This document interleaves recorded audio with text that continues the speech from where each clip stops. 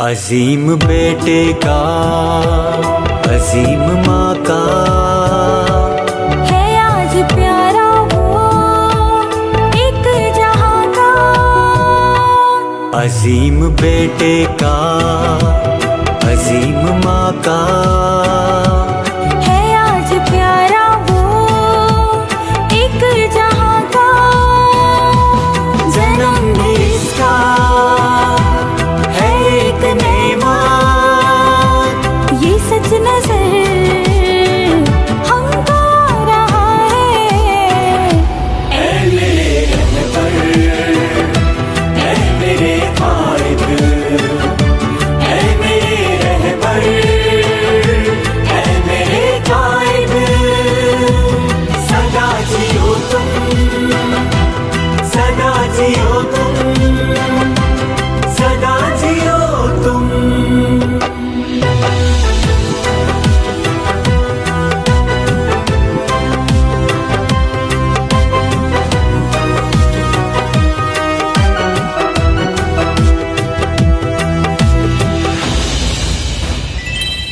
जहाँ पे पलकर जवा हुए थे तुम्हारे जौहर आया हुए थे। जहाँ पे पलकर जमा हुए थे तुम्हारे जौहर आया हुए थे।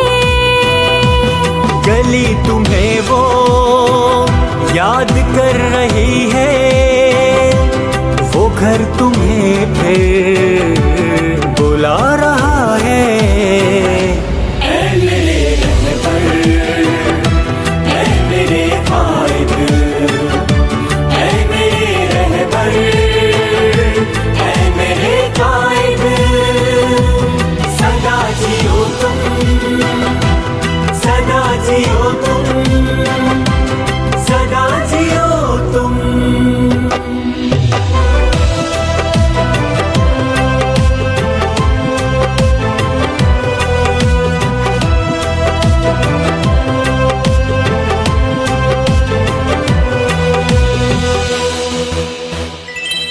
है जोड़ कब इसके बाकपन का, वो चांद खुर्शीद के सहन का। है जोड़ कब इसके बाकपन का, वो चांद खुर्शीद के सहन का। इससे रोशन हुई है राहें, वही तो रास्ते बना रहा है। ऐ मेरे रहबर, ऐ मेरे कायद, ऐ मेरे रहबर, ऐ मेरे कायद। सदा जियो तुम, सदा जियो तुम, सदा जियो तुम।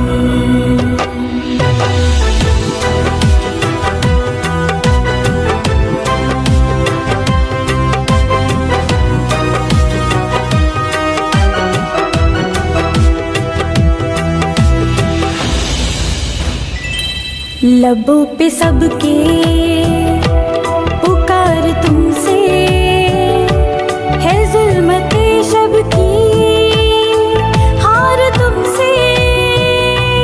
लबों पे सबके पुकार तुमसे है, जुल्मते शब की हार तुमसे। तुम्हारी तहरीक ये सफर का हर एक दिया मुस्कुरा रहा है। ऐ मेरे रहबर, ऐ मेरे कायद, ऐ मेरे रहबर, ऐ मेरे कायद।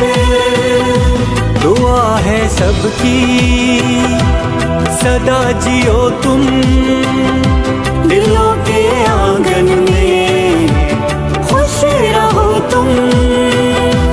सदा जियो तुम,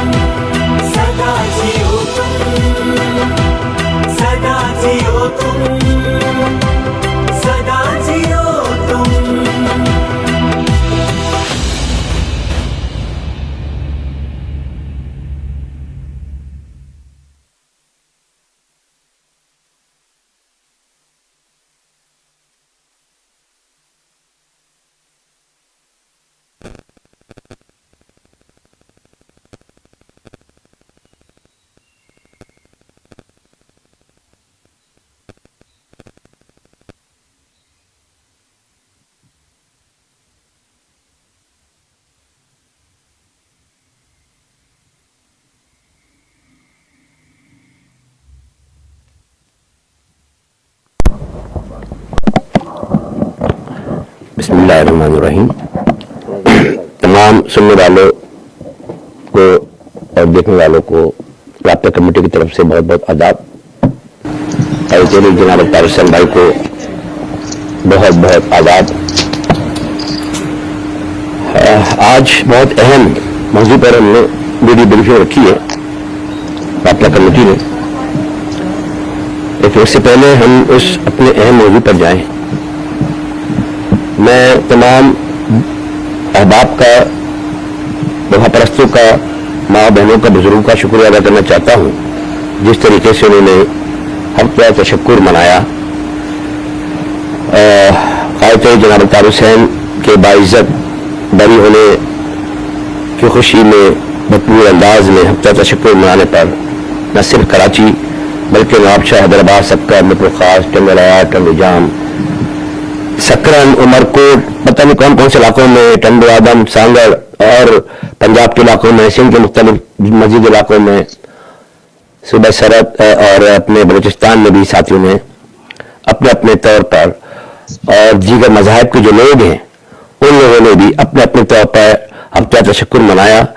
हम इसके अलावा पूरी दुनिया में ओवरसीज यूनिटों में, बरतानिया हो या अमरीका हो, कनाडा, ऑस्ट्रेलिया, साउथ अफ्रीका, पुर्तगाल, जर्मनी, फ्रांस, खलीजी ममालिक और दीगर ममालिक, जहां जहां एक वफापरस्त भी रहता है, उसने अपने खुशी का इजहार किया। माओ ने, बच्चों ने, बुजुर्गों ने भरपूर अंदाज में नवाफिल अदा किए। हर जगह नवाफिल अदा किए गए, शुक्राने के, आतिशबाजियां हुई, मिठाइयां तकसीम हुई, केक काटे गए, अपनी खुशी का मुख्तलिफ तरीके से इजहार किया गया।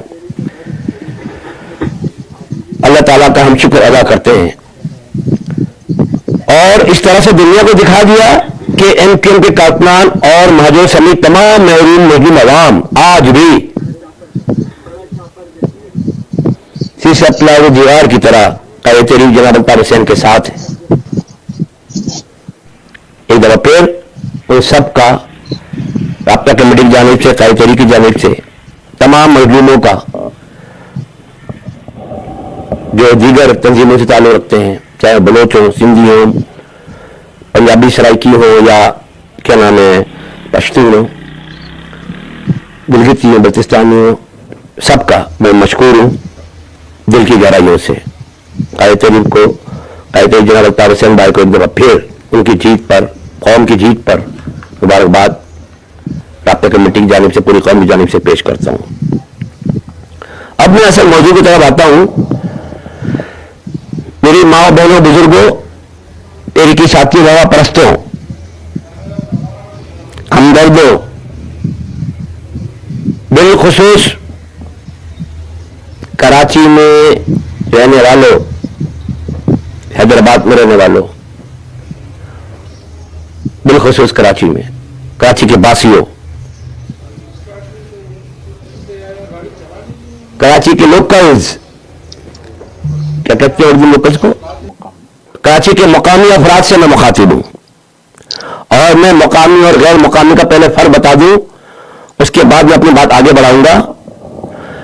कराची में हो, हैदराबाद में हो, लाहौर में हो, पेशावर में हो, वो शख्स वहां का मकामी उस वक्त तक रहता है, उस वक्त मकामी बनता है जहां से कमाता है, खाता है, वहीं खर्च करता है, और अगर मरता है तो वहीं दफन होता है। अगर पेशावर में कोई कमा रहा है, खा रहा है, तो पेशावर में इंतकाल के बाद दफन होता है तो वो मकामी पेशावर का है। इसी तरह कराची में जो खा रहा है, कमा रहा है, वो मकामी कराची का है, अगर इंतकाल के बाद वहां दफन होता है। लेकिन अगर कराची को दुबई समझ कर आने वाले अपने महीने की और साल भर की तनख्वाह अपने इलाकों में भेजते हो और वो इंतकाल होने पर डब्बों में बंद होकर अपने मुल्क भेजे जाते हो, तो उनको हम गैर मुकामी तस्वीर करते हैं। ना तस्वीर क्या करते हैं, है ही गैर मुकामी। उनका कराची से क्या ताल्लुक है, वो कराची को दुबई समझ के आते हैं। चाहे वो मासियां बनकर आए, चाहे वो ड्राइवर बनकर आए, चाहे वो चौकीदार बनकर आए, चाहे वो बड़े बड़े बिजनेसमैन बनकर आए, पूरी पूरी कपड़ों की मार्केटें और लोहे की मार्केटों पर कब्जा कर ले, गाड़ियों की मार्केटों पर कब्जा कर ले। लेकिन जब मरते हैं तो वो अपने आबा के पास जाते हैं, उनकी बॉडी वहां जाती है, वहां दफन होते हैं। तो वो क्या हुए? वो गैर मुकामी हुए, वो कराची आइट नहीं कहलाएंगे। आज मैं हम कलाम हूं कराची वालों से, मुकामी कराची वालों से। आपसे मैं दिल गिरफ्तार होकर यह बात करना चाहता हूं कि देखिए, कराची का जो हाल आज है वो इससे पहले कभी नहीं हुआ।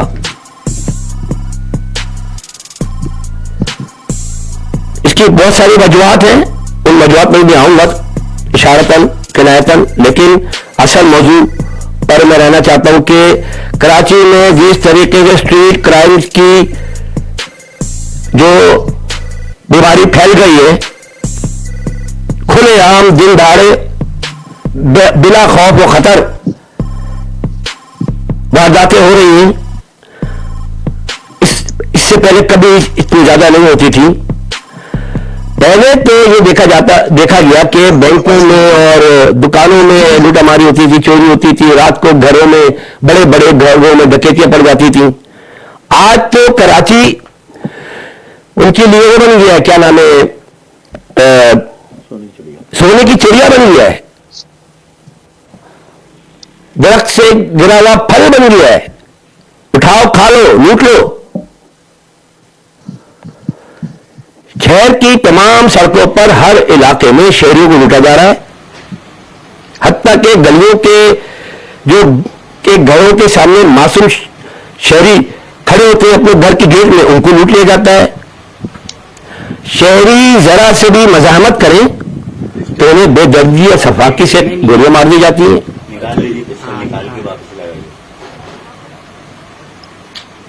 शहर में स्ट्रीट क्राइम की रोजाना हजारों वारदातें हो रही हैं कराची शहर के अंदर, जिनमें से थानों में सिर्फ 10% वाकयात रिपोर्ट होते हैं, बल्कि इतने भी नहीं होते होंगे, क्योंकि थानों में अगर रिपोर्ट करने जाए तो थानों वालों की चांदी हो जाती है, उल्टा उन्हीं की गली पड़ जाती है जो रिपोर्ट दर्ज करने आता है।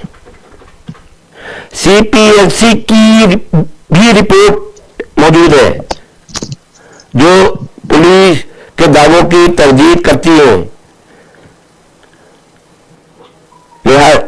मैं कहने पर मजबूर हूं कि कराची जो इन लुटेरों के लिए, उन डाकुओं के लिए, इन गैर मुकामी लुटेरों, गैर मुकामी डाकुओं के लिए जो बाहर से आते हैं, गांव, अपने किसी गांव से, दूसरे शहर से, पंजाब से, सरहद से, कहीं से भी आते हो, वो उनके लिए कराची चिड़िया, सोने की चिड़िया बन गया, डाकू की जन्नत है। ये कराची डाकुओं की जन्नत बन गई है।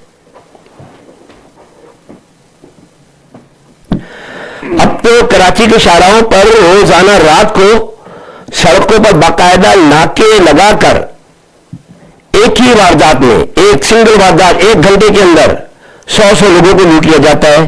कुरंगी क्रॉसिंग का वाकया आपके सामने है।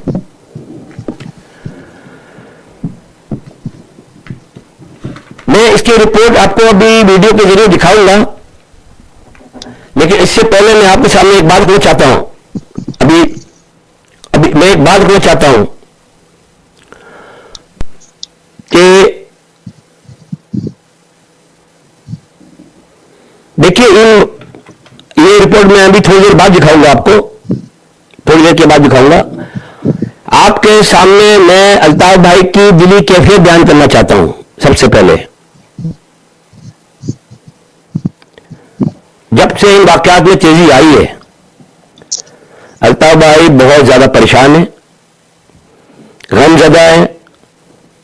अपनी इतनी बड़ी कामयाबी जो उनको हासिल हुई है, उस खुशी को भूल गए, उस खुशी को साइड में रख दिया है।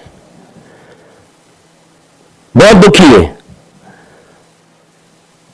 उनका बस नहीं चल रहा कि किस तरह से मैं उड़कर कराची पहुंच जाऊं और अपने साथियों के दरमियान जाऊं और इन डाकुओं का, इन बदमाशों का सड़कों पर निकलकर मुकाबला करूं, उनको रोकूं अपने हाथों से, साथियों की मदद से।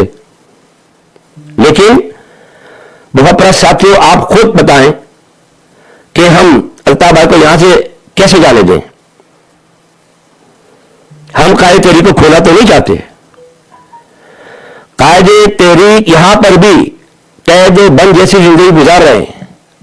यहां पर भी उनकी जान को बहुत ज्यादा खतरा है। यहां यूके के साथी उनकी सिक्योरिटी का इंतजाम संभाले हुए हैं। ऐसे हालात में हम उनको कराची कैसे जाने दें? लेकिन हम ये समझते हैं कि कराची में अल्ताफ भाई को कम से कम इतना एतमाद, इतना भरोसा है। कराची में उनके नुमाइंदे मौजूद हैं, उनके वफा परस मौजूद हैं, उनके चाहने वाले मौजूद हैं, तो जो कायदे तहरीक की जो चाहत है वो अपने उस साथियों के जरिए वो पूरा करना चाहते हैं। और कायदे तहरीक की फिक्र और फलसफे के मुताबिक रियलिज्म और प्रैक्टिकलिज्म जो उनका फलसफा है उसके मुताबिक वो देखना चाहते हैं अपने साथियों के जरिए कि हमारे साथी, कायदे तहरीक के साथी अपनी माँ और बहनों की इज्जतों की हिफाजत किस तरह करते हैं, उनको बचाने के लिए आगे बढ़कर अमली इक़दाम उठाने के लिए क्या क्या करते हैं। और उनको कम से कम ये फख्र हासिल है कि अगर वो खुद मौजूद नहीं है बनफ्स नफ्सी कराची के अंदर, तो उनके वफा परस्त साथी मौजूद हैं जो कायदे तहरीक की हिदायत पर मन वन अमल करते हैं। और आगे जो मैं बात करूंगा कायदे तहरीक की हिदायत के मुताबिक उस पर मन वन अमल करेंगे। ये इस पर अल्ताफ भाई को हमेशा से नाज रहा है अपने साथियों पर कि खाना भूल जाते हैं लेकिन अल्ताफ भाई के हुक्म अदूरी नहीं करते।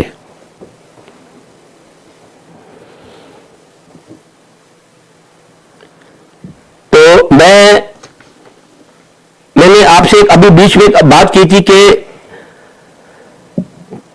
ये जो कराची है डाकुओं के लिए जन्नत बन चुका है। जरा देखिए, एक आपको रिपोर्ट हम दिखाना चाहते हैं कि किस तरह से जन्नत बन चुका है।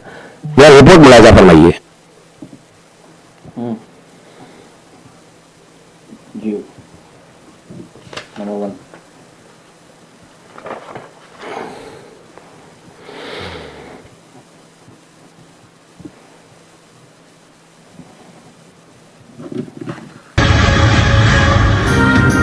कराची में लुटेरे बेलगाम, ट्रैफिक जैम में लूटमार के वाकयात फिर से रिपोर्ट होने लगे। कराची में कल रात कुरंगी इंडस्ट्रियल एरिया जाने वाले कॉजवे ट्रैफिक जैम के दौरान मुसल्लह अफराद ने कई शहरियों को लूट लिया।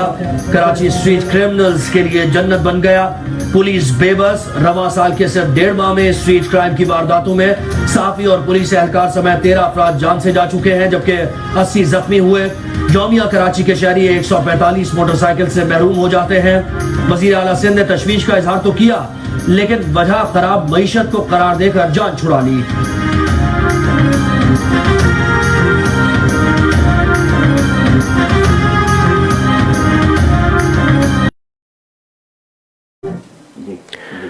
ये आपने देखा कि किस तरीके से सिर्फ 1 घंटे के अंदर कोरंगी कॉसवो में क्रॉसिंग में वहां पर 100 से ज्यादा लोगों को लूटा गया। तो ये कॉमन सेंस की बात है, आम आदमी भी समझ सकता है, छोटा बच्चा भी समझ सकता है कि 1 घंटे तक लूटा मारी होती रही, मोबाइलें छीनी जाती रही, रकम सारा कैश छीना जाता रहा। पुलिस रंजिश कहां गायब थी? एमक्यूएम अगर खुदा ना खास्ता कहीं पर एमक्यूएम कोई कारकुन नजर आ जाए तो पूरा पूरा एरिया घेर लिया जाता है, पूरा पूरा मोहल्ला को घेराव में ले लिया जाता है, एक के घर के अंदर दरवाजे तोड़कर घुसा जाता है। 1 घंटे ज्यादा अरसे तक ये लूटमारी होती रही और करीबी तमाम जगहों पर पुलिस थाना मौजूद था, पुलिस वाले मौजूद थे और रेंजर्स के एहलकार मौजूद थे, क्योंकि कराची के चप्पे चप्पे पे रेंजर मौजूद है। नहीं पहुंचे, क्यों नहीं पहुंचे? कॉमन सेंस जिसकी मैं बात कर रहा था कि इन वारदातों में वो खुद मुलविस हैं। मैं ये नहीं कह रहा हूं कि खुली छुट्टी दे दी गई है, ये गलत बात होगी। खुली छुट्टी नहीं दी है, जो तुम चाहो करो नहीं, वो खुद मुलविस हैं। कौन सा ऐड हो गया? क्योंकि मैं अपने इंजीनियर साथी से कहूंगा अगर ऐसी कोई वीडियो उनके पास मौजूद है या कोई तहरीर मौजूद है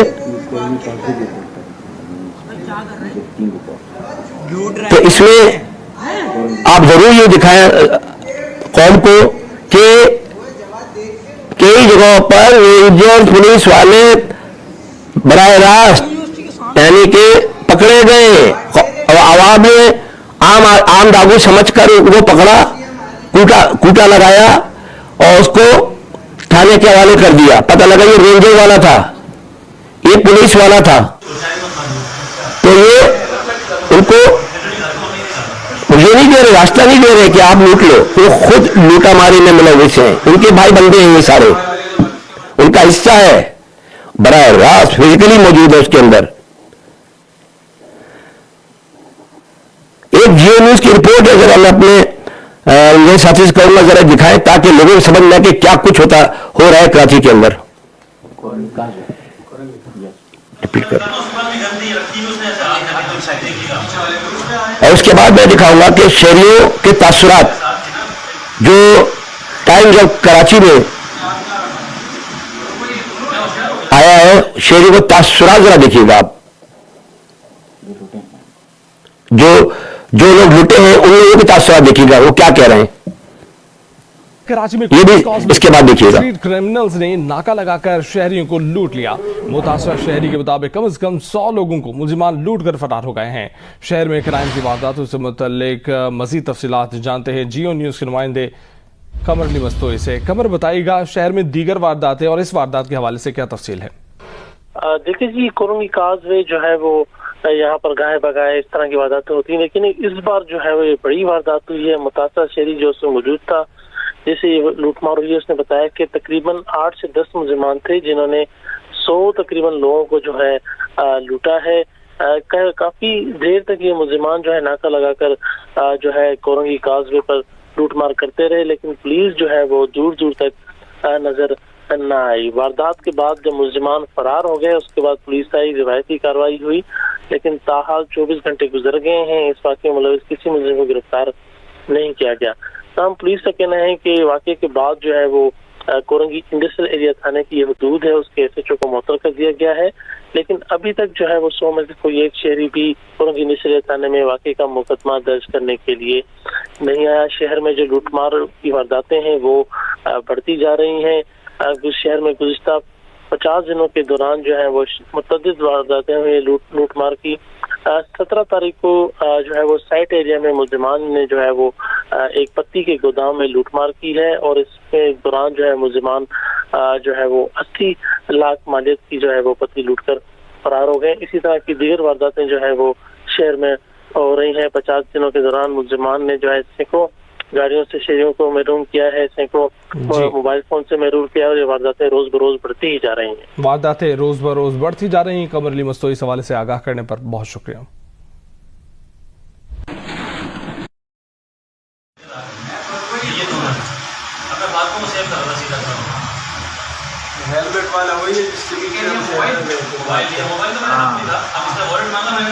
से के वो तासुरात दिखा इसी वाक़े के अंदर जो आपने देखा जिसमें जो लोग जिनको लूटा गया उनके जरा तासुरात देखे वो क्या कह रहे हैं।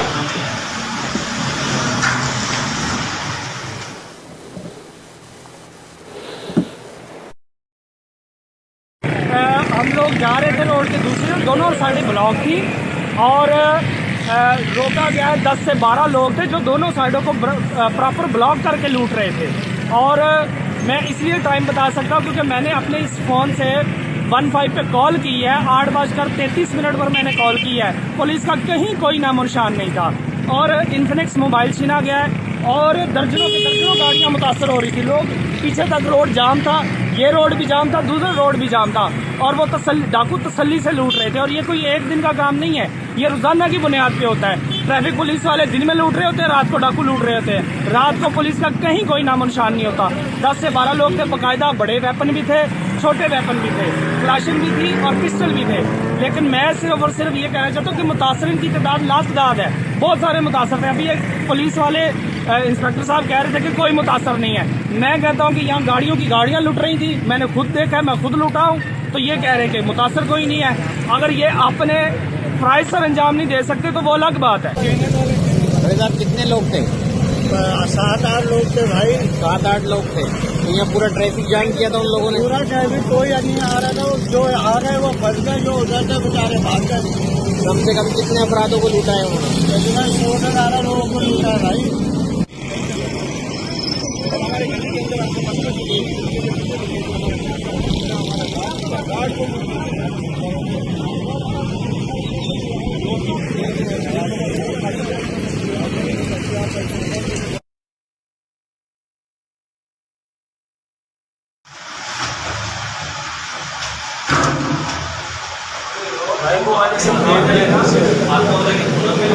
आपने देखा ख्वातीन हज़रात, ये जो वीडियो आपने देखी है कैसे दिल के फपोले ये लोग निकाल रहे थे और बड़ा रास्त मुतासरीन थे ये।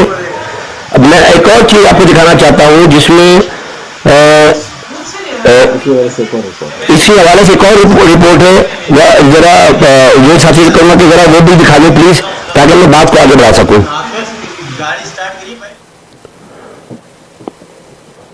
कराची का इलाका कोरंगी कॉजवे, जहां पर ये सूरत हाल पेश आई, ये वारदात की गई, बेखौफी की इंतहा है कि नाका लगाकर लूटमार की गई है, जेवरात नोचे गए, नकदी मोबाइल फोन से शहरियों को महरूम किया गया। पुलिस 25 मिनट ताखीर से पहुंची। इसी सारी सूरत हाल पर बात करने के लिए हमारे साथ मौजूद है बोल न्यूज के नुमाइंदे अब्दुल हसीब। अब्दुल हसीब, बताइएगा सबसे पहले तो ये वारदात हुई किस तरह और अब तक पुलिस ने क्या कार्रवाई की है? जी बिल्कुल, वैसे तो कराची शहर का कोई इलाका स्ट्रीट क्राइम से महफूज नहीं है, लेकिन जो रात का वाक़या पेश आया ये खासा अलार्मिंग है। कोरंगी कॉजवे जो कि शहीद मिल्लत एक्सप्रेस वे से इंडस्ट्रियल एरिया को मिलाता है, तकरीबन 2 का ये रास्ता है जो कि नदी का अबूर करने के लिए जो इस्तेमाल किया जाता है। इस 2 किलोमीटर के रास्ते पे जो है वो कहीं स्ट्रीट लाइट नहीं है, कहीं और डाइवर्जन नहीं है, सीधा सीधा रोड है, लेकिन इसके बावजूद भी आगे यहाँ पर वारदातें होती रही हैं। रात का जो वाक़या हुआ उसमें 8 से ज़ायद जो है वो मुसल्लह डकैत थे जिन्होंने नाका लगाकर ट्रैफिक जैम किया और फिर गाड़ियों में लूटमार की। किसी से मोबाइल फ़ोन लूटा, किसी से नकदी लूटी, तो ख़वातीन से जेवरात भी लूटे। ये वाक़या पहला वाक़या नहीं है। इस तरह के वाक़यात कोरंगी नदी के रास्ते पर, इसी तरीके से शाहबदल कोरंगी ब्रिज है वहाँ पर भी आए दिन रिपोर्ट होते रहे हैं। रात के जो वाक़या पेश आए जिसमें 100 से ज़्यादा शहरियों को लूटमार की गई, शहरियों से पुलिस हुक्काम के मुताबिक, हमारी जब से कुछ देर कबल SHO कोरंगी इंडस्ट्रियल एरिया से बात हुई है, उनके मुताबिक कोई वाक़या रिपोर्ट नहीं हुआ, कोई शहरी ने पुलिस से रब्ता नहीं किया। तो अब्दुल हसीब, अभी आप कॉजवे पर ही मौजूद हैं, नदी वाले मौजूद हैं, आपके पीछे पुलिस मोबाइल हमें नजर आ रही है, तो अभी यहाँ पर पुलिस क्या कर रही है और क्या यहाँ पर अब नाका लगाया गया? हैरतंगेज तौर पर इस रोड पर जब भी हमारा आना हुआ है, कभी पुलिस को मोबाइल पर नाका लगाए हुए नहीं नज़र आती, लेकिन वाकई रिपोर्ट होने के बाद सुबह से ही यहाँ पर पुलिस मोबाइल एक नज़र आ रही है, पुलिस एहलकार भी यहाँ पर तैनात किए गए हैं। लेकिन अमूमी तौर पर जिस वक्त वारदातें होती हैं वो रात के होती हैं या रात के औकात में होती हैं। रात के औकात में यहाँ पर ना पुलिस का गश्त देखने में आता है, ना ही पुलिस का कोई नाका ऐसा नज़र आता है। बहुत शुक्रिया अब्दुल हसीब। सब्सक्राइब करें और बेल दबाएं ताकि कोई खबर रह न जाए।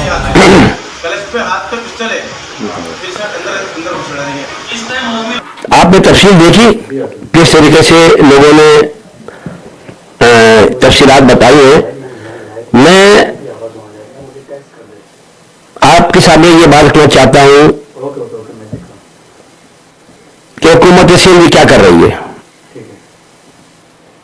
सिर्फ बयानबाजी, इसे इसलिए कर रही है सिर्फ बयानबाजी, उसको कराची से कोई गर्ज है ही नहीं।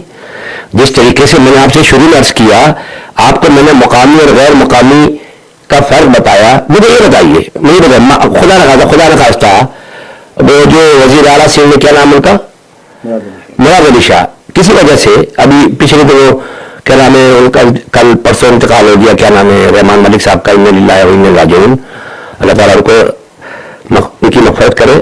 बेचारा किसी का भी इंतकाल हो जाता है, उनकी बड़ी दादी जाएगी ना, या जहां की शहरी वहां जाएगी, कराची में तो नहीं दफना जाएंगे।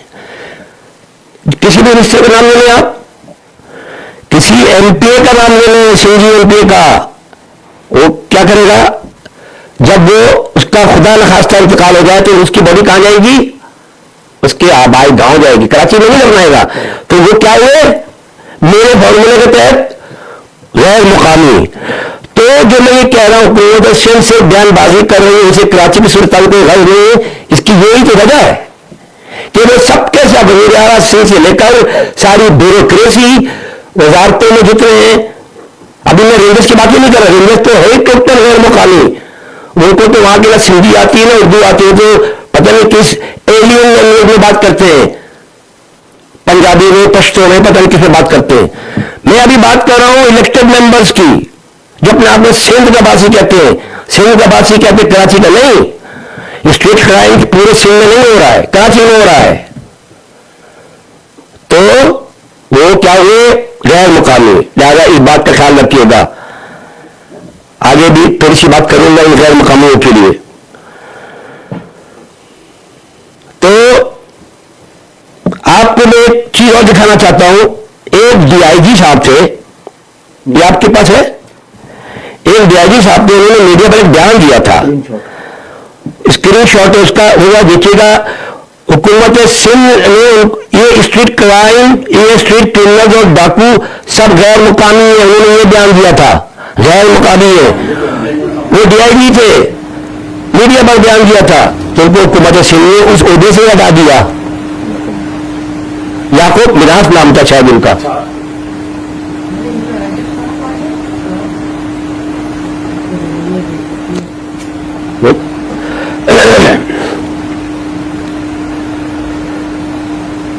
अच्छा, ये सब कुछ तो हो रहा है, ये कोई हमारे लिए, ये इसलिए हम इसको सरप्राइज नहीं समझेंगे, हमारे लिए सरप्राइज नहीं है, क्योंकि उन्होंने ये तैयार किया हुआ था, चाहे वो सिंधी मिनिस्टर्स हो, चाहे वो रेंजर्स वाले हो, चाहे वो फौज हो, उन्होंने तैयार किया हुआ था माजरे को तबाह और बर्बाद करना है, कराची का बेड़ा गर्क करना है। तो वो अपने अपने प्लानिंग में कामयाब हो रहे हैं आहिस्ता आहिस्ता, लेकिन उनको उनकी प्लानिंग में कामयाब होने का मौका किसने दिया? ये हमने दिया, ये माजरों ने दिया। थोड़ा सा और स्पेसिफिक हो जाओ तो ये गद्दारों ने दिया। अगर ये महाजिर गद्दारी न करते, ये मुत्तहिदा कौम मिल्क के जो गद्दार, ये मुत्तहिदा कायदे तहरीक का साथ छोड़कर चले गए और अपनी अपनी अपनी अपनी देर की मस्जिद बना ली, चाहे वह कमाली हो या फारूकी हो या क्या नाम है मकबूली हो, कुछ कोई भी हो। अगर वो ऐसा नहीं करते तो खुदा की कसम, अगर अल्ताफ भाई का बाजू बने रहते तो किसी बदमाश की हिम्मत नहीं होती कराची की सड़क पर आकर हमारे मां बहन की तरफ आग बिठा के देख ले। मोबाइल छीनना तो बहुत दूर की बात है, गाड़ियों मोटरसाइकिल छीनना तो बहुत दूर की बात है। तो ये बताना भी जरूरी था, जरा आंखें खुली रखें। ये इन लोगों की वजह से हम यहां तक पहुंचे हैं। इनको तो कौम का फर्ज कहना भी गाली महसूस होता है। माजिर कौम का फर्ज अगर कहा जाए तो माजिर कौम पर गाली आती है। ये तेरे मनूस है, इन्हीं की वजह से शिराजा बिखरा हुआ है आज। लेकिन हम अपना काम नहीं छोड़ेंगे। अब मैं दूसरे मरहले में दाखिल होता हूं कि आपको करना क्या है, कि ऐसे ही अपनी मां बहनों की इज्जतों पामाल होते हुए देखते रहना है, अपने मोबाइलों को छीनते हुए देखते रहना है, अपने प्यारों की लाशों को हर दूसरे दिन उठाना है? नहीं, इसके लिए हिकमत अमली तैयार करनी पड़ेगी। कल मैं आपको अल्ताफ भाई का एक बयान पढ़ के सुनाता हूं, वो कहां गया? अल्ताफ भाई का बयान है जो कल जारी हुआ है, परसों जारी हुआ है।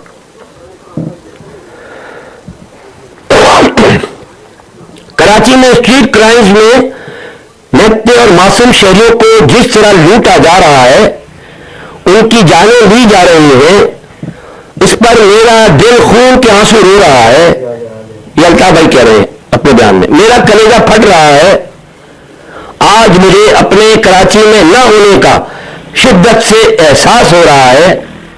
काश कि मैं आज कराची में होता तो इन डकैतों का सामना करने के लिए खुद सड़कों पर होता।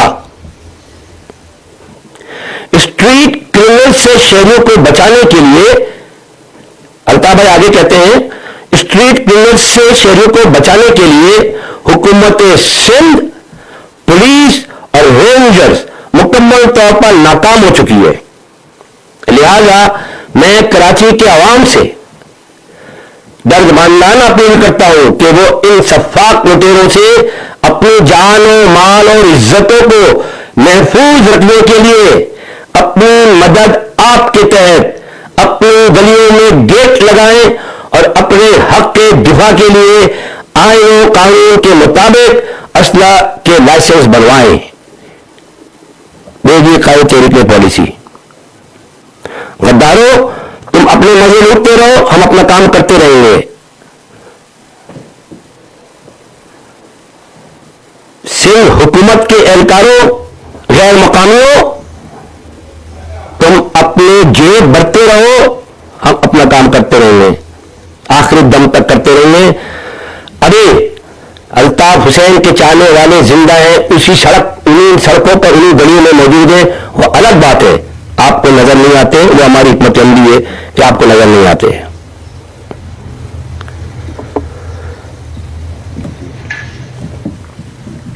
मैं आपको थोड़ा सा माजी में ले जाना चाहता हूं, थोड़ा सा नहीं, थोड़ा ज्यादा, 30-35 साल पीछे। एमक्यूएम का जब जमाना उरूज पर था,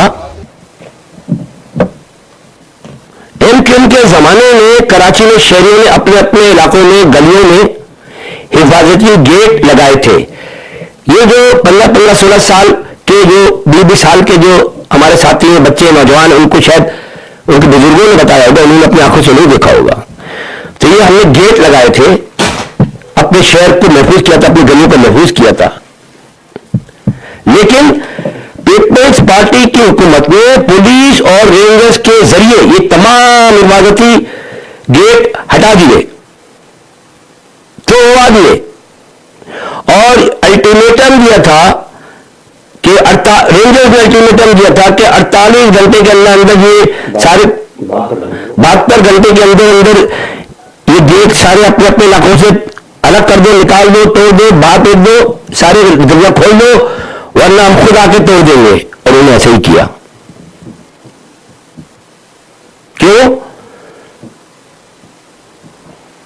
क्योंकि जो डकैत और जो चोर उचक्के जो गैर कानूनी है, जो उनकी प्लानिंग का हिस्सा थे, जो आने वाले थे, वो भूखे मर जाते। उनकी रोजी और रोटी का इंतजाम किया कि कराची वालों को लूटो खाओ, लूटो खाओ।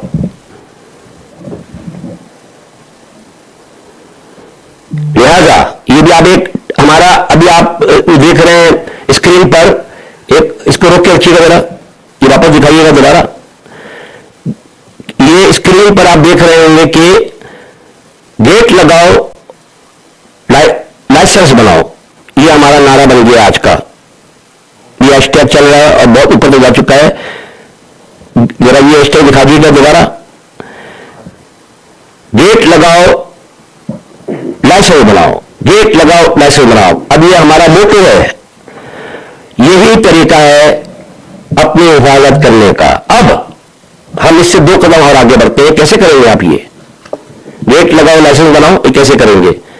जैसे मैंने अभी थोड़ी देर पहले अर्ज किया कि लाइसेंस आपका कानूनी और आईनी हक है।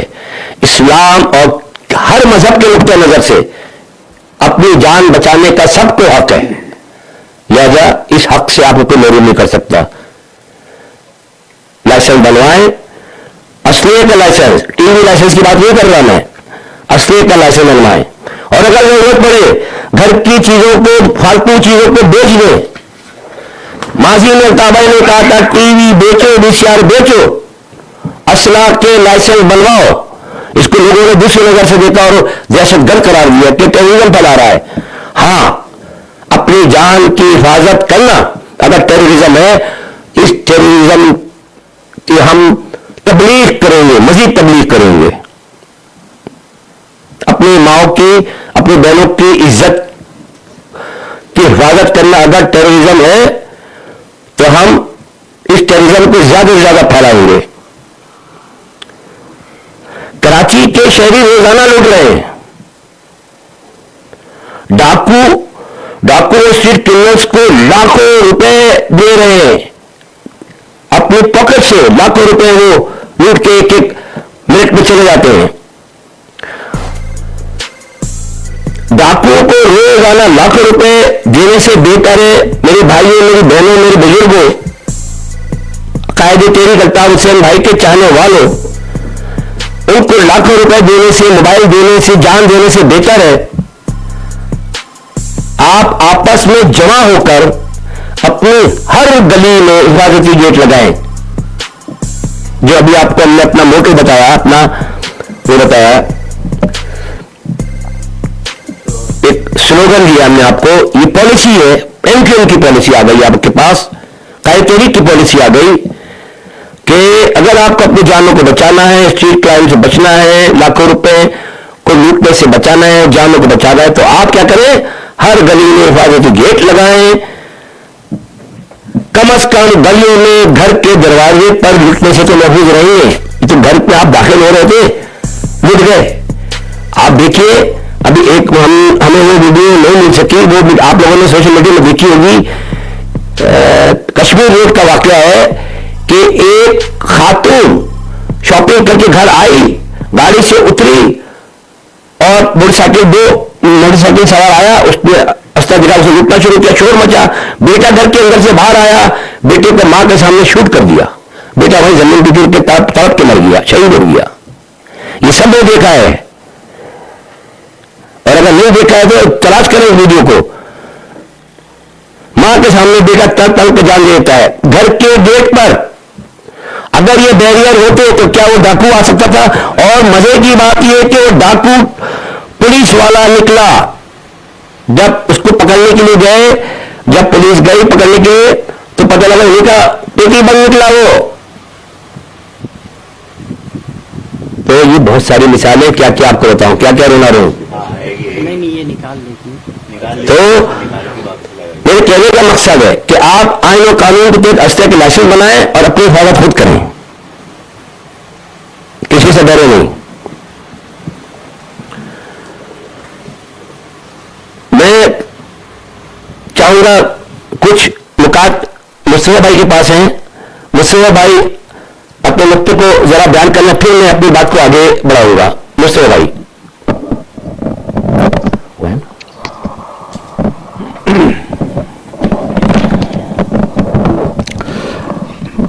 बहुत शुक्रिया तारिक भाई।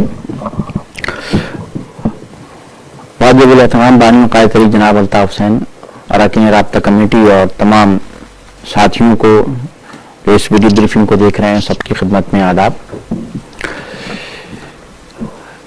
आपके सामने इस वक्त जो सबसे बड़ा मसला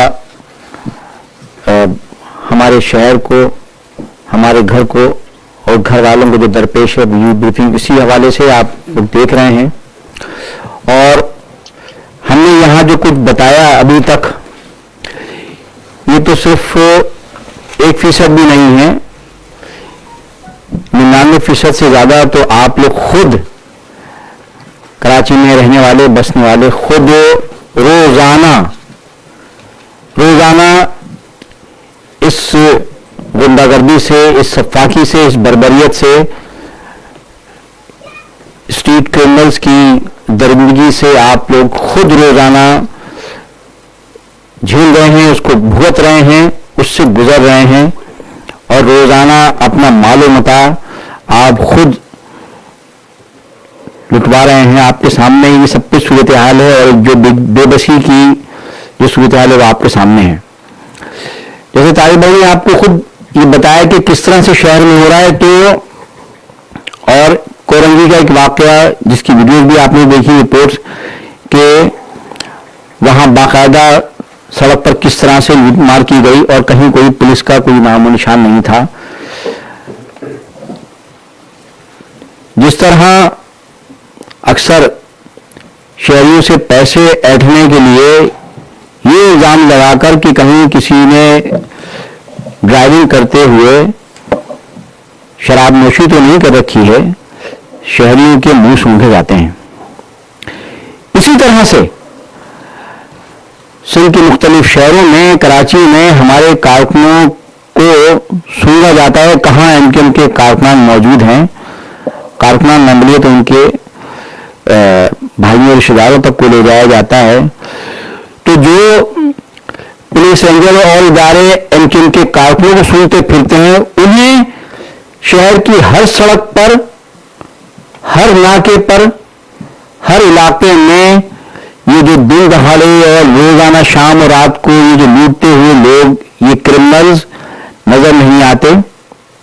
ऐसा नहीं कि उनको नजर नहीं आते, वो सब ज्यादातर उन्हीं के भेजे हुए और वो खुद करते हैं। एक रिपोर्ट यहां पर आपके सामने सिर्फ पेश करना चाहूंगा, ये हमारी नहीं, खुद पाकिस्तान के टीवी चैनल समा न्यूज की ये रिपोर्ट है। ये रिपोर्ट सिर्फ एक झलक है,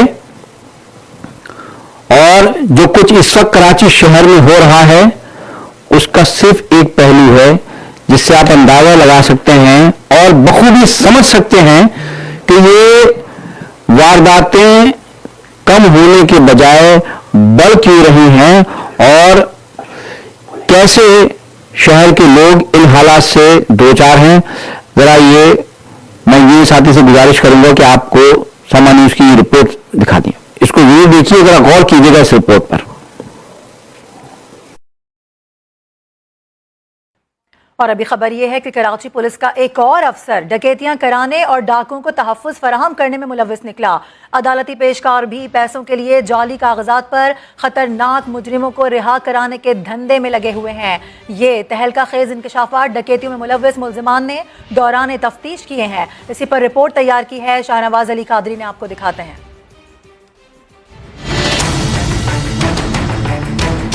कराची में डाकू दंदनाते फिर रहे हैं। रोज क्यों सैकड़ों शहरी लुट जाते हैं, और अगर डाकू गिरफ्तार भी हो जाएं, तो क्यों चंद रोज बाद ही रिहा होकर दोबारा शहरियों को लूटने और मज़ाहमत पर कत्ल करना शुरू कर देते हैं।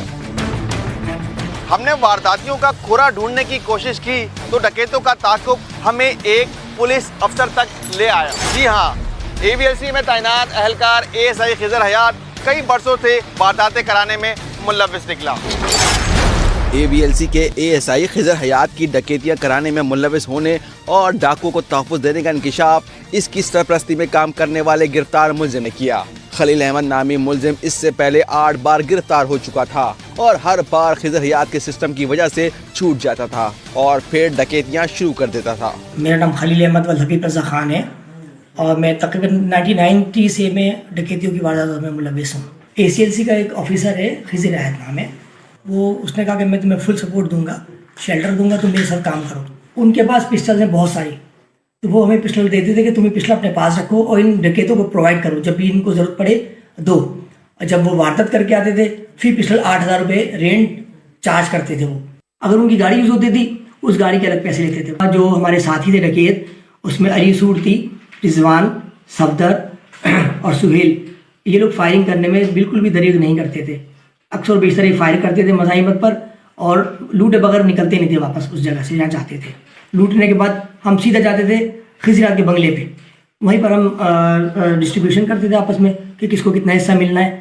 सबसे ज़्यादा खिजरात को हिस्सा मिलता था। मुलजिम खलील अहमद ने जालसाजी के ऐसे धंधे का इंकशाफ किया जिसमें अदालती अमला भी मुलव्विस है। खलील अहमद जो खुद जाली दस्तावेजात बनाने का भी माहिर है, इसका कहना है कि अदालती पेशकार रिश्वत के एवज जाली कागजात पर भी खतरनाक तरीन मुजरिमों को रिहा कराने में उनके मददगार हैं। उसमें हमारे साथ पेशकार भरपूर ताउन करते हैं। पेशकार ताउन करते हैं जनाब, क्योंकि हम अगर छोड़िए पैसे देते 30,000 रुपये, तो उसमें आधे पैसे पेशकार को जाते हैं। 30,000 में से 15,000 पेशकार के होते हैं, 15,000 में वकील और हमारा उसमें तमाम खर्चा मिलता है। तो पेशकार में बाय हैंड वेरिफिकेशन देते हैं, हम वेरीफाई करा के वापस जमा कराते हैं और बंदा रिलीज हो जाता है। अब तो कितनी जमानतें आपने कराई हैं जाली? सैकड़ों करवाई हैं, मुझे गिनती याद नहीं है, लेकिन सैकड़ों की तादाद में कराई है मैंने मंशात फरोशों की भी कराई है, डकैतों की भी कराई है, चोरों की कराई है, स्टेट क्रिमिनल्स की करवाई है ज़्यादातर जमानतें। उसमें हम जो ना ये नहीं देखते कि कौन है। एक गालिब नाम का बंदा था तालिबान का, वो फैसिलिटर है, उसको निकाला था बाहर। किस तरह से निकालता? उस पर 2 लाख रुपए की छोटी थी उसकी, उसमें ग्रेनेड का केस था, उसमें छोटी उसकी कराई में निकलवा दी बाहर उसको। SSP सेंटर गुलाम मुर्तजा के मुताबिक खलील अहमद के साथ वारदातें करने वाले 2 दीगर मुलजिमान को भी गिरफ्तार किया गया है, जबकि पूरे गिरोह में 1 दर्जन से ज्यादा मुलजिमान शामिल हैं। कैमरामैन फरहान यूसुफ के साथ शाहनवाज अली कादरी, समा, कराची। और अभी खबर यह है कि कराची पुलिस का एक और अफसर डकैतियां कराने ये आपने रिपोर्ट देखी कि पुलिस के अफसरान खुद किस तरह से बाकायदा क्रिमिनल्स के गैंग उन्होंने खुद पाले हुए हैं, वो खुद करवा रहे हैं ये वारदातें। तो जब जिनका काम इन वारदातों की रोकथाम करना है, इनका खात्मा करना है, जब वो खुद करवा रहे होंगे तो कैसे ये वारदातें रुक सकती हैं। एक और वाकया अभी तीन चार रोज पहले जब वो पकड़ा गया तो उसके साथ बाकायदा देखे किस इदारे की पुलिस की ये नंबर प्लेट है, किसके कार्ड निकले, ये अगर आप रिपोर्ट ये भी देखिए आप।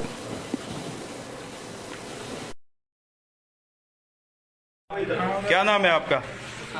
कहाँ रहते हो आप? काला पुल के पास। काला पुल पे। अभी आप कहाँ खड़े हुए थे? मैं यहाँ मेन शारा फैसल पे। हाँ। क्या कर रहे थे आप? मैं तो खड़ा हुआ था, दूसरा अंदर भाई के पास। क्या कर रहा था अंदर दूसरा? वो मुझे नहीं पता, मैं बस बाहर खड़ा। आपके साथ था वो? नहीं, मैं उसके साथ आया हुआ था। क्या नाम क्या उसका? उसका नाम है वो उज़ैर। उज़ैर नाम है। वो कहाँ रहते हैं? वो वहीं रहता है मेरे वहाँ। अच्छा, आप डकैती कर रहे थे वहाँ पे? मेरे को नहीं पता, मैं बाहर। आपके बंदे के पास पिस्टल थी? हाँ। उसने फायर किए? हाँ। कितने फायर किए उसने? वो मुझे नहीं पता। आप उसके साथ है ना? हाँ। ये गाड़ी आपकी है बार 125? हाँ। ये नंबर प्लेट आपकी है? हाँ। आपकी गाड़ी की है? ये मेरी नहीं है, उसी की है। ठीक है। कौन है ये? कौन है ये? ये पहले भाई था। ये भाई था, अभी किधर है? अभी ये बाहर चला गया। ये तो आपके साथ ही इसी की शक्ल का था वो बंदा जो था आपके साथ। सऊदीया में बैठा। यही था, यही लुटिंग, यही चेहरा, यही बंदा था साहब इसके साथ जो था। यही बंदा था। देख लो मेरा मोबाइल में। यही था ना तुम्हारे पास? हाँ भाई। भाई आपसे डकैती हुई है? मैं जो है वो ऑफिस से निकला हूँ। मैं एटीएम में पैसे भेजे, एक बंदे लोग खड़े थे, उन्होंने अपना पैसे निकाले थे। निकाले हैं तो मैंने कार्ड निकाल के जब मैंने जेब में डाला, बंदा आया मुझसे छीने। कितने पैसे छीने आपसे? 15,000 रुपये मुझसे छीने। एक ही बंदा था इसके साथ? ये बाहर खड़ा हुआ था? ये बाहर था बैकअप पे। कितने? 15,000 रुपये मुझसे थोड़ा नीचे बैठ। आप एटीएम के अंदर थे ना? मैं एटीएम था। वो बंदे ने मेरी जेब पे यूं हाथ मारा, ठीक है, मुझसे बोलता है मेरा मोबाइल निकाला है, मुझे बोलता है पैसे और निकाल दे वरना जो है मैं फायर मार दूंगा। पिस्टल था बंदे के पास? सिल्वर कलर का पिस्टल था। ठीक है। ठीक है, उसने मुझसे पैसे लिए हैं और फिर में आप लोग आ गए पीछे से, फिर वो फायर वगैरह का फायर हुए ना वहाँ पे? एटीएम के पीछे उसके ऊपर ठीक है, पुलिस के ऊपर उसने फायर किए? जी जी बिल्कुल फायर किए। ठीक है। दोनों अब मैं अंदर छुपा हुआ था, फायर आवाज आ रही थी, बाहर हो रही थी, फायरिंग हो रही थी। ठीक है, चलो ठीक है।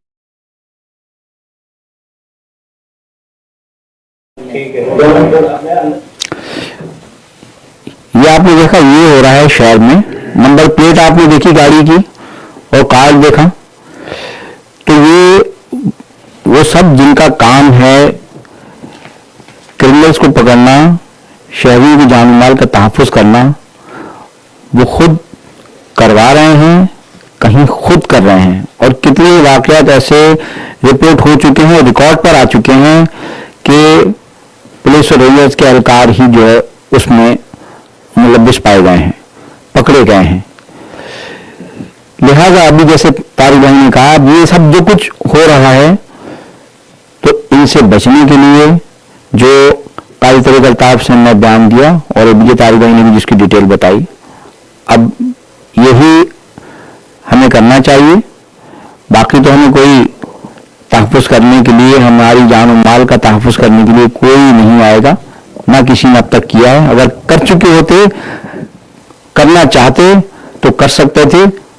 वो तो आपको लूट रहे हैं क्योंकि शहर इस वक्त मकबूज है।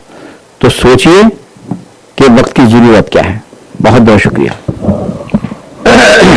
शुक्रिया मिस्टर भाई। अब कासिम भाई से गुजारिश करूँगा, कासिम भाई मुख्तसरन कुछ कहना चाहे तो प्लीज जरा अपना फीडबैक भी दें। कराची में जो बदअमनी फैली हुई है उस हवाले से। कासिम अली रजा भाई, member of the committee.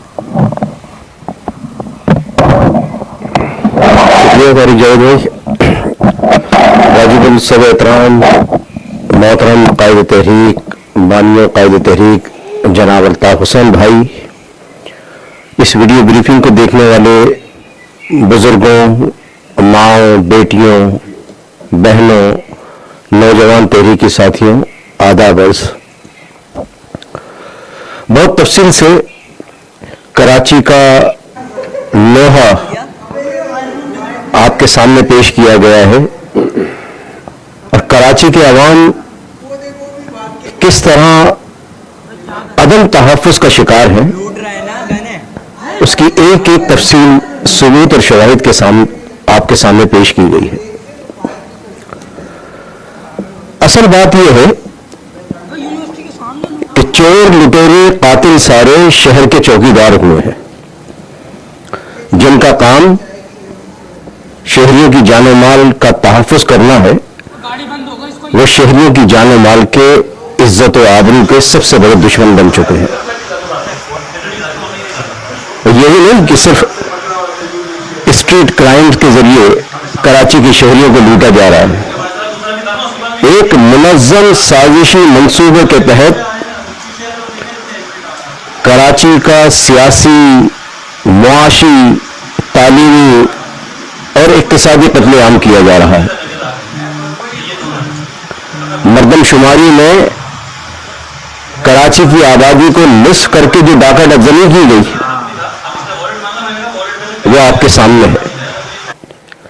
Karachi के शहरी पानी, बिजली और गैस के बिल देते हैं, लेकिन पानी की सहूलत से महरूम है।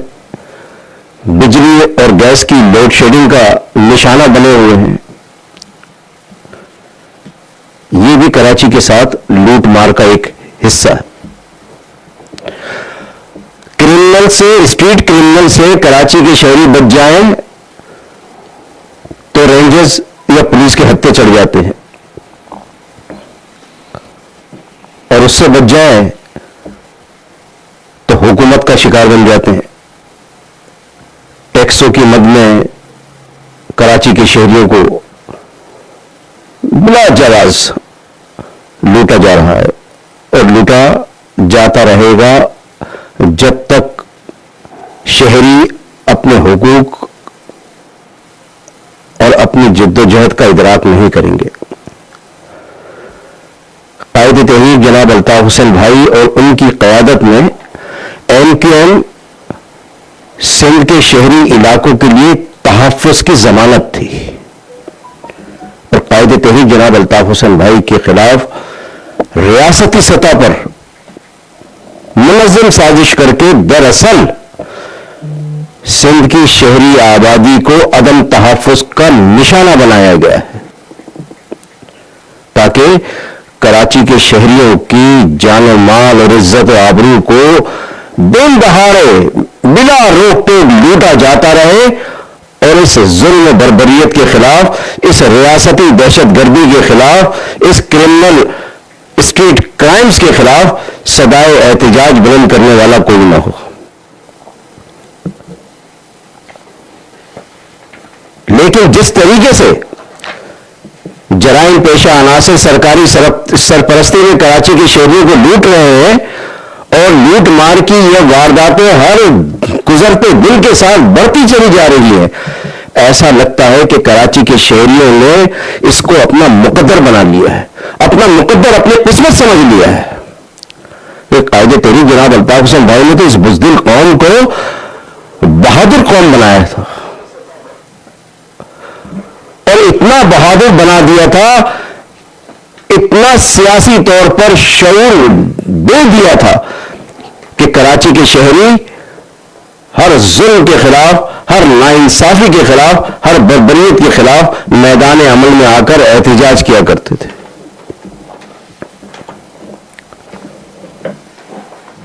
आज ऐसा लगता है कि कराची को जराइम पेशा अनासिर, दहशतगर्दों, रियासती डाकुओं, जालिम जागीरदारों, लुटेरों और वडेरों के रहमो करम पर छोड़ दिया गया है। कायदे तहरीक जनाब अल्ताफ हुसैन भाई ने गुज़िश्ता दिनों अपने ट्वीट के जरिए अपने कर्ब, अपने दुख का इजहार किया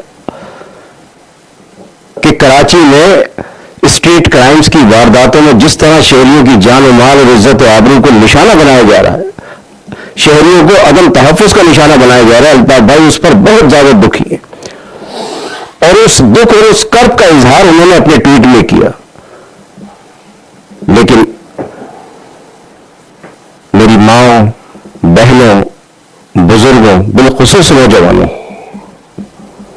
आपको अपने लिए, अपनी हिफाजत के लिए, अपनी माँ बहनों की हिफाजत के लिए, अपनी जान और माल, अपनी इज्जत और आबरू की हिफाजत के लिए, अपनी गलियों की हिफाजत के लिए, अपने मोहल्लों की हिफाजत के लिए, अपने शहर की हिफाजत के लिए खुद मैदान अमल में आना होगा। अपनी मदद आपके तहत मोहल्ला कमेटियां बनानी होगी। अपनी हिफाजत के लिए हिफाजती गेट बनाने होंगे और अपनी हिफाजत के लिए असलहे के लाइसेंस बनाने होंगे। और जिस तरीके से कोई भी आजाद मुल्क का शहरी आइन और कानून के तहत अपनी हिफाजत के इकदाम करता है, वो इकदाम आपको अपनाने होंगे। और जिस दिन कराची के शहरी अपनी हिफाजत के लिए कमर बस्ता हो गए और खड़े हो गए और उन्होंने जराइम पेशा अनासिर और उनके सरपरस्तों को जवाब देना शुरू कर दिया, तो 2-3 वाकयात के बाद अगर इन जराइम पेशा अनासिर और उनकी वारदातों का खात्मा ना हो जाए तो जो चोर की सजा वो मेरी सजा। वह आखिर दावाना अल्हम्दुलिल्लाह रब्बिल आलमीन। जिए कायदे तरीक जनाब अल्ताफ हुसैन भाई, जिए मुहाजिर, सदा जिए।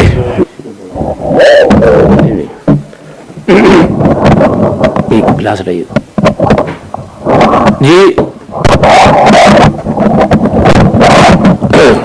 जी कासिम भाई, बहुत बहुत शुक्रिया। अब मैं अपनी वीडियो ब्रीफिंग के खिताब पर पहुंच रहा हूं। बस एक दो बातें आपके सामने रखकर आपसे खुदा हाफिज कहूंगा।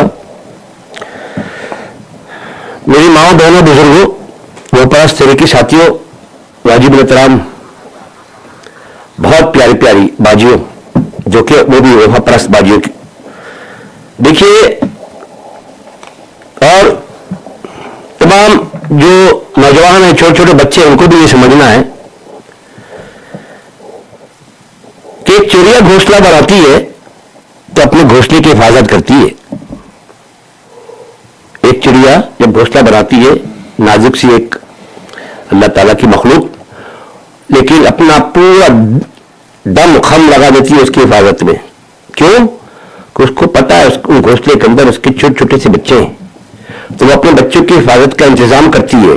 कामयाब हो नाकाम हो बात की बात है, लेकिन वो भरपूर तरीके से हिफाजत करती है। लिहाजा कायदेरी जनाब अल्ताफ हुसैन भाई के रियलिज्म और प्रैक्टिकलिज्म के फलसफे को सामने रखते हुए हमें भी ये समझना होगा। और एक छोटी सी बात और कर दूं कि अगर आप सब देखते रहे ऐसे जब जो कुछ आपके मोहल्ले में, गलियों में हो रहा है, आपके शहर में हो रहा है, और कबूतर की तरह आपने आंखें बंद कर रखी, तो कबूतर की तरह मत ये समझ लीजिए आप कि आप महफूज हो गए। बिल्ली आपको आपके सामने बैठी हुई और आपने आंखें बंद कर ली, वो तो खा जाएगी, आप महफूज नहीं है। आंखें बंद करने से महफूज नहीं होता। लिहाजा रियलिज्म और प्रैक्टिकलिज्म का तकाजा है। जैसे अभी कासिम भाई ने कहा कि गेट लगाओ, अपनी हिफाजत का इंतजाम खुद करो। ये प्रैक्टिकलिज्म। रियलिज्म क्या है कि खतरा सर पर मंडला रहा है, आपको सामने नजर आ रहा है, मंडला नहीं रहा है, सामने हर रोज नजर आता है। ये रियलिटी है, रियलिज्म है। अब इसका हल क्या है? प्रैक्टिकलिज्म के जरिए असले के लाइसेंस बनवाएं, गेट लगवाएं। ये मैं हल बता रहा हूं आपको, अब हल की तरफ आ गया हूं मैं। आखिर में होगा मुतालबे पर, जिसका हमको पता है नहीं माना जाएगा, और उस मुतालबे के नतीजे में भी बात करूंगा आपसे। तो हल ये है कि गेट लगाएं, असले के लाइसेंस बनवाएं, मोहल्ला कमेटियां बनाएं, बुजुर्गों को साथ लें, उनके तजुर्बे से फायदा उठाएं, अमन कमेटियां बनाएं छोटी छोटी, 24 घंटे की ड्यूटियां लगाएं, 8-8 घंटे डिवाइड करके या 6-6 घंटे डिवाइड करके मोहल्ला कमेटियां बनाएं, रात और दिन हिफाजत करें। कि वो डाके तो रात को पड़ते हैं ज्यादातर, दिन में तो आपके मोबाइल छीने जाते हैं, घर के गेट से आपको कत्ल कर दिया जाता है। तो आप पहला काम क्या है, गेट लगवाए, तेजी के साथ चंदा जमा करें, पूरा मोहल्ला इकट्ठा हो जाए, 100 रुपए, 500 रुपए, 1000 रुपए, जो जिसकी हैसियत है जमा कर, चंदे के जरिए हुआ, सारा काम पहले भी हुआ था, अब भी होगा, और आप गेट लगवाएं। क्या होगा, रेंजर वाला के तोड़ देंगे, वो तोड़ते रहे हम बनाते रहेंगे, तोड़ते रहे हम बनाते रहेंगे, पूरे पूरे मोहल्ले को उठा के नहीं ले जाएंगे वो कि तू गेट क्यों लगाया।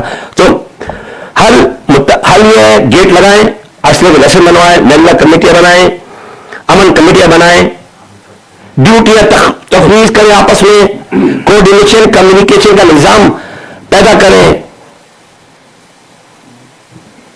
इस तरीके से आप अपने घोंसले की हिफाजत कर सकते हैं, चिड़िया की तरह अपने माँ बहनों की इज्जतों की हिफाजत कर सकते हैं, अपनी बच्चों के जानों की, अपनी जानों की हिफाजत कर सकते हैं, अपने माल और मता की हिफाजत कर सकते हैं।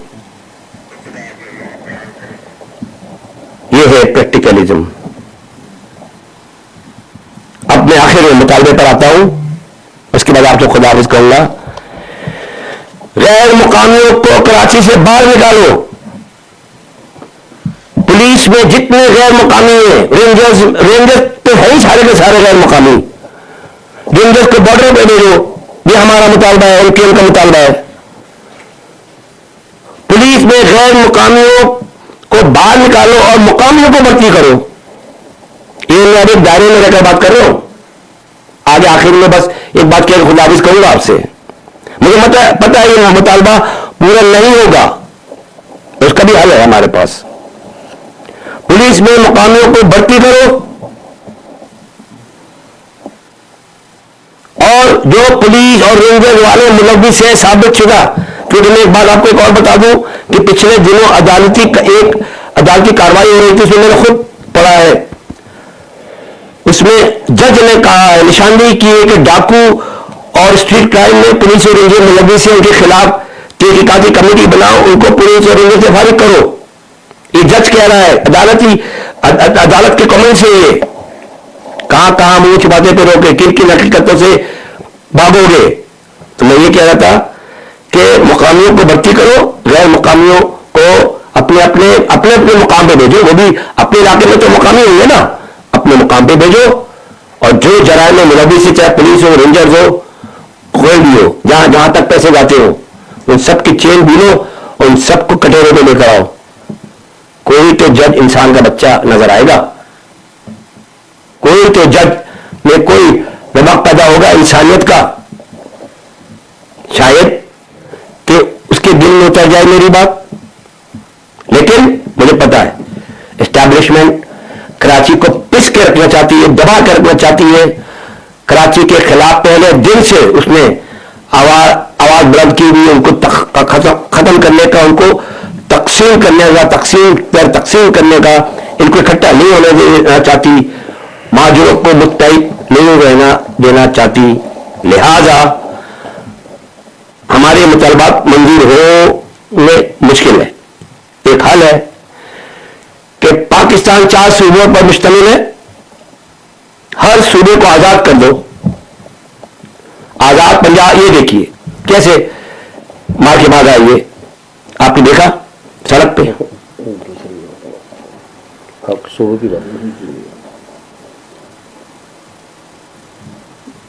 चारों सूबों को आजाद कर दो, आप आजाद पंजाबिस्तान बना दो, आजाद बलूचिस्तान बना दो, आजाद पख्तूनिस्तान बना दो, आजाद सिंध कर दो।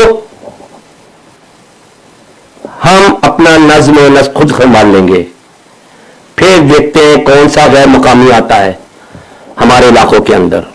लिहाजा इंशाअल्लाह ताला हल बहुत सारे होते हैं, हमने एक हल पेश कर दिया है। मुल्क में इन चारों सूबों को आजादी दे दो, आजादी दे दो, आजादी दे दो, सारे मसले हल हो जाएंगे, सारे डाकू भाग जाएंगे, ये रेंजर्स वाले पत्तूने छोड़ के भागेंगे, पुलिस वाले जो गैर मुकामी है नौकरियां ढूंढेंगे चपरासी की अपने इलाकों में। तो इन दी एंड क्या है, गेट लगाओ, असला लाइसेंस बनवाओ, गेट लगाओ, असला लाइसेंस बनाओ। इसी के साथ ही मैं अपने वीडियो ब्रीफिंग का राब्ता कमेटी की तरफ से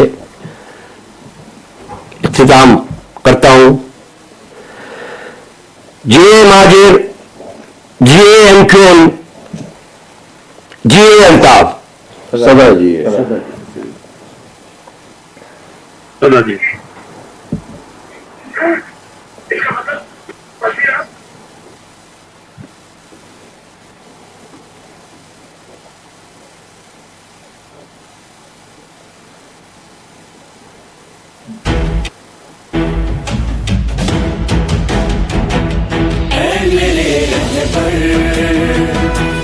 मेरे कायद, ऐ मेरे रहबर, ऐ मेरे कायद, ऐ मेरे रहबर, ऐ मेरे कायद, ऐ मेरे रहबर, ऐ मेरे कायद।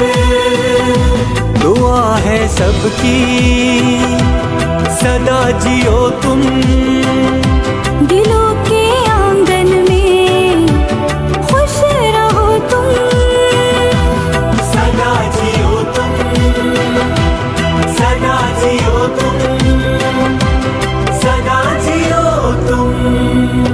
ऐ मेरे रहबर, ऐ मेरे कायद, ऐ मेरे रहबर, ऐ मेरे कायद।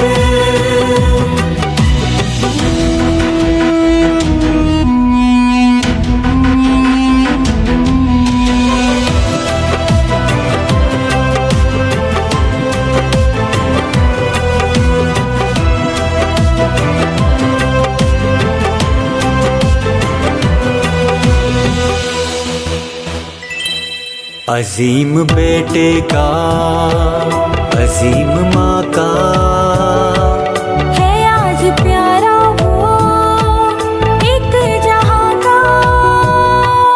अजीम बेटे का, अजीम माँ का, है आज प्यारा वो एक जहां का। जन्म भी इसका है एक नेमत, ये सच नजर हमको आ रहा है। ऐ मेरे रहबर, ऐ मेरे कायद, ऐ मेरे रहबर, ऐ मेरे कायद। सदा जियो तुम, सदा जियो तुम, सदा जियो तुम।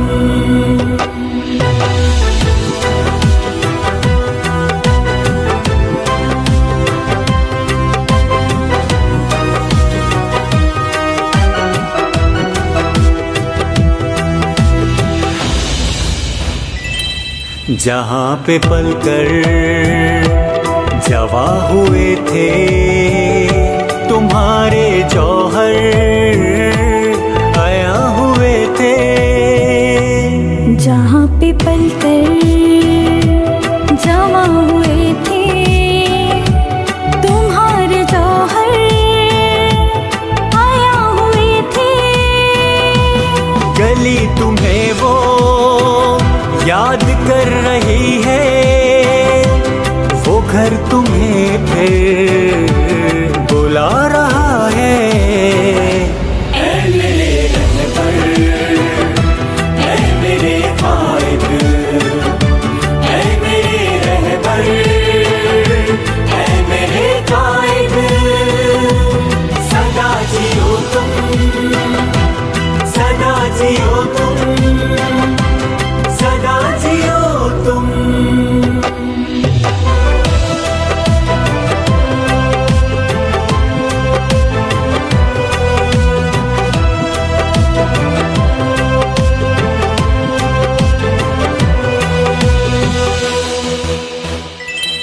है जोड़ कब इसके बाकपन का, वो चांद खुर्शीद के सहन का।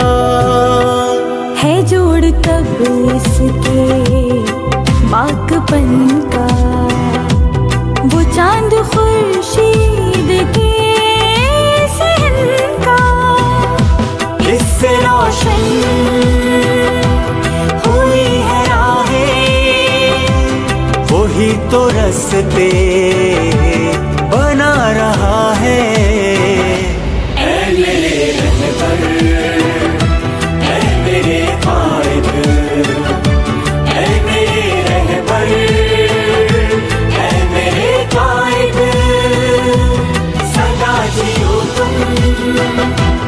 सदा जियो तुम, सदा जियो तुम।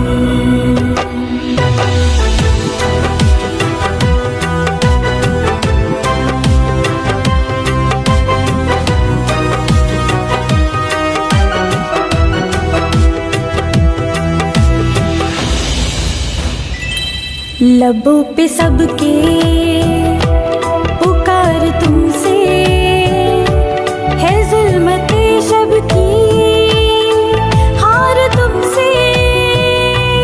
लबों पे सबके पुकार तुमसे है, जुल्मते शब की हार तुमसे। तुम्हारी तहरीक के सफर का हर एक दिया मुस्कुरा रहा है।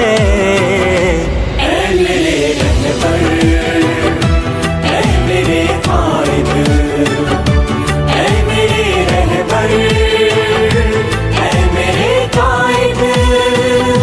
दुआ है सबकी, सदा जियो तुम।